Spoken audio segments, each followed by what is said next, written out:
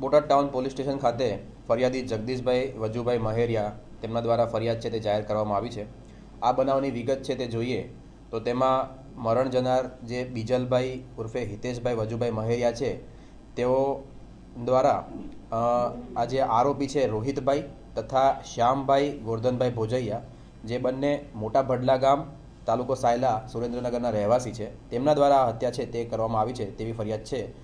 આ બનાવની વિગત જોઈએ તો આ કામના જે આરોપી રોહિતભાઈ છે તે રોહિતભાઈને તેમની સગાઈ છે તે આરતીબેન વિનોદભાઈ કાવઠિયા સાથે થયેલ હતી અને આ આરતીબેન સાથે આ કામમાં જે ભોગ બનનાર છે તેને આડા સંબંધો અને પ્રેમ સંબંધો હોય તેવી તેમના દ્વારા આક્ષેપો છે તે લગાવવામાં આવેલા હતા।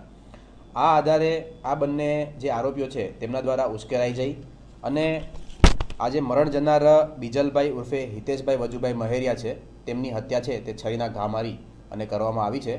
આ બાબતે આગળની તપાસ છે તે બોટાદ ટાઉન પોલીસ સ્ટેશન છે તે ચલાવી રહેલ છે। આ બંને આરોપી છે તે બંને આરોપીને ગુનાની ગંભીરતાને ધ્યાને લઈ અને પોલીસે હસ્તગત કરેલ છે તથા આગળની કાર્યવાહી છે તે બોટાદ ટાઉન પીઆઈ છે તે ચલાવી આ મૃત્યુદેહ છે તેને ફોરેન્સિક પોસ્ટમોર્ટમ માટે ભાવનગર ખાતે મોકલવામાં આવેલ છે અને આગામી છે તે ફોરેન્સિક ઢબે સમગ્ર તપાસ થાય તે માટે બોટાદ પોલીસ છે તે કામ કરી રહી છે। ના બંને આરોપી છે તેનો પ્રાથમિક દ્રષ્ટિએ કોઈ ઇતિહાસ છે તે સામે આવેલ નથી, તેમ છતાં આ અંગે વિગતવારની તપાસ છે તે કરવામાં આવશે। અત્યારે તમે ક્યાં આવ્યા છો? આઈસીબીઆઈ હોસ્પિટલ। એટલે શું કામ આવ્યા છો? શું ઘટના? મારા છોકરાને છરી મારી કોઈક અજાણ્યા માણસો મારીને વહી ગયા છે। સબિયામાં દવાખાને લાયા છે।